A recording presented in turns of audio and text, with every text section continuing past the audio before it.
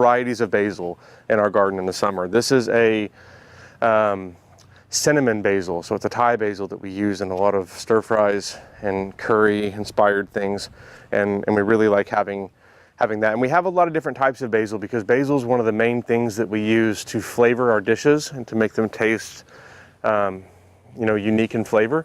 So from night to night, we can switch up from having a lemon basil or a lime basil or a cinnamon basil, and then we can make a meal taste completely different using the same ingredients. So that's how we try. And I'm not going to say we've been good about this lately. We spent pretty much all of our time trying to build our app and our business the past year, and we haven't been out here as much as we should have.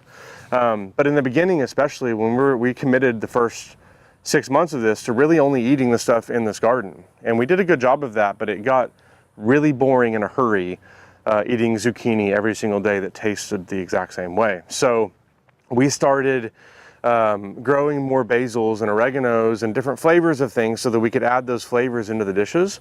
And then things had a different taste from night to night. And it helped keep us engaged in it. Whereas if we hadn't have done that, I don't know, like we may have gotten bored with it and we would have given up on the idea. But once we started adding in all these herbs, now there were endless possibilities. And I still feel that way about dishes from the garden, that we can just add different types of basil or thyme, and the same obsession, the same obsessive energy that I put into collecting football cards when I was a kid goes into collecting different herbs now, so that we can have different varieties to use in the kitchen.